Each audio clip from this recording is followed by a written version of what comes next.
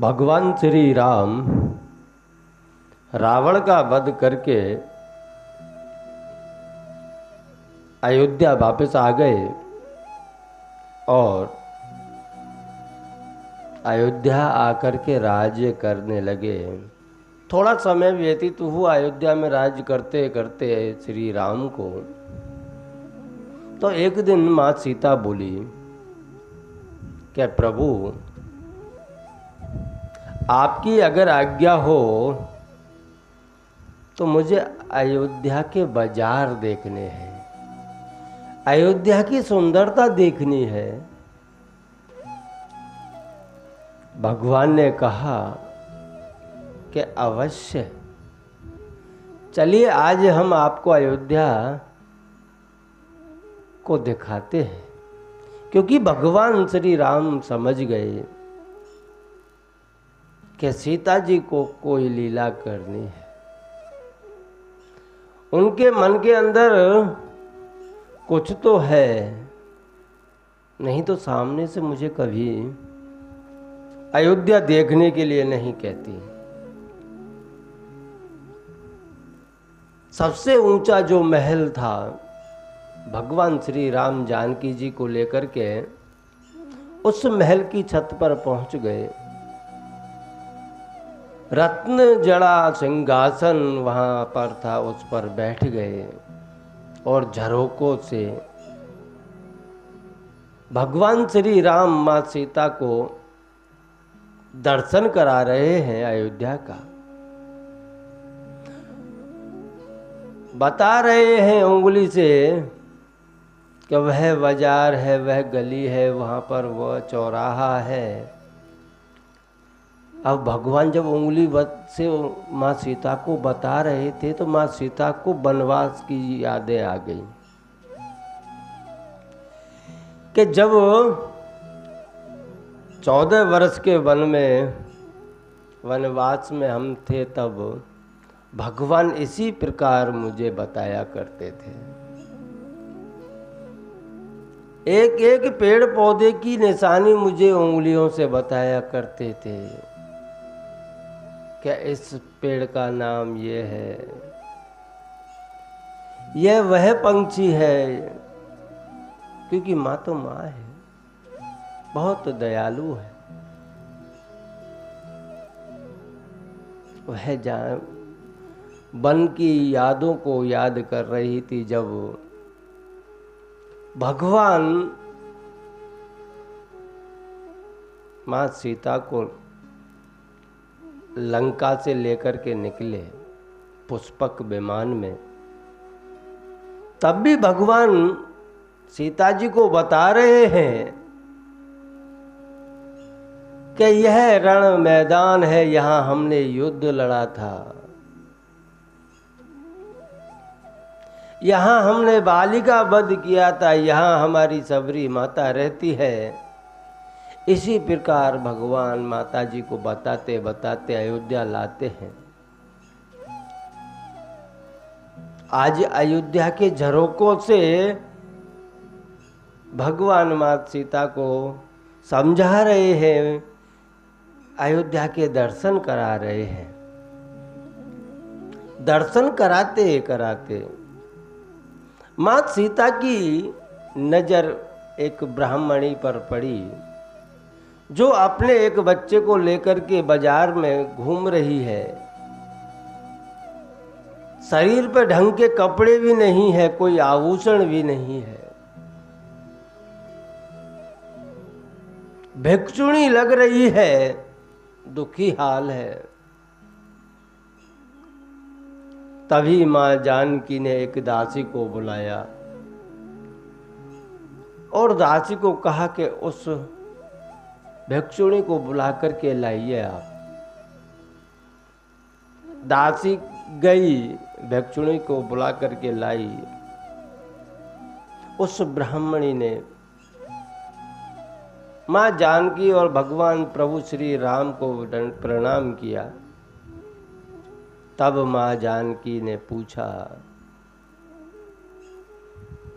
कि क्या बात है आप ना तो कोई अच्छे से कपड़े ही पहने हैं, मुझे लग रहा है कि आप बहुत दिन से भूखी भी हैं। इसका कारण क्या है? तब उस ब्राह्मणी ने कहा कि मैं एक ब्राह्मणी हूं, मेरे पति तीर्थ यात्रा पर गए हैं, लेकिन बहुत समय व्यतीत हो गया, मेरे पति लौट करके नहीं आए। और लौट करके नहीं आए तो गांव वाले कहते हैं कि उनका शरीर शांत हो गया है, वह अब वापस नहीं आएंगे। तो उसके बाद में मेरे पिता के यहाँ चली गई, कुछ समय पिता के साथ में रही, लेकिन समय बदला, पिता का भी शरीर शांत हो गया, तो मैं वहां से भी बेघर हो गई। अभी तो बड़ी मुश्किल से पेट की अग्नि बुझाने के लिए कभी कभार भिक्षा में कुछ मिल जाता है तो पा लेती हूँ, बच्चे को पवा देती हूँ। अच्छे से वस्त्र पहनने की तो बात ही दूर है। ब्राह्मणी रोती जा रही है, उधर मां जानकी की आंखों से भी अश्रु की धारा बह रही है। इधर प्रभु श्री राम भी दुखी हैं कि मैं अयोध्या में राज्य कर रहा हूं और राज करने के बावजूद मेरे यहाँ ऐसे ऐसे दुखी हैं कि जो 2 वक्त का खाना भी नहीं खा सकते। मां जानकी ने प्रभु की तरफ देखा और मौन संकेत मिलने के बाद मां जगत जननी जानकी ने खुद के आभूषण उतार दिए, नए वस्त्र ब्राह्मणी को दिए और देकर के कहा कि आप भैया लक्ष्मण के पास में जाइए और मेरा नाम लेना वहाँ कि सीता जी ने मुझे भेजा है, और वहाँ जाकर के उनसे कहना कि 1 लाख स्वर्ण मुद्राएं हमें दीजिए।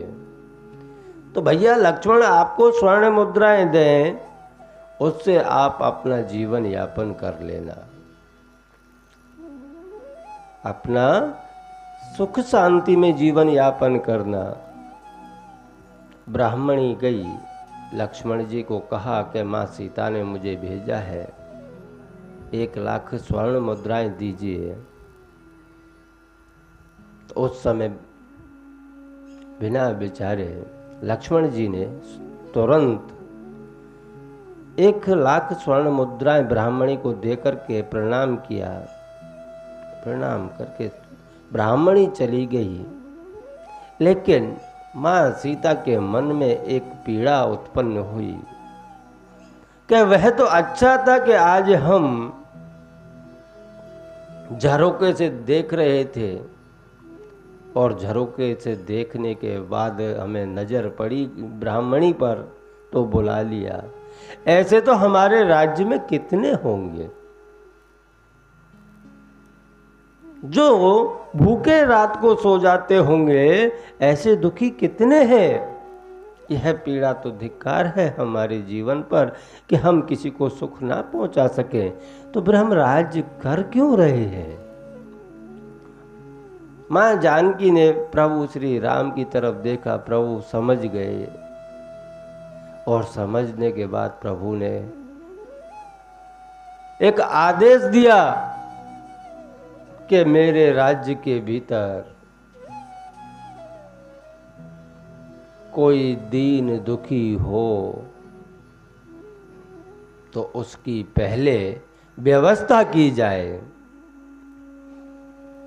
दूसरा देश विदेश तक, क्योंकि जहां तक राज्य फैला हुआ था, देश विदेशों तक हमारे प्रभु श्री राम का राज्य फैला हुआ था।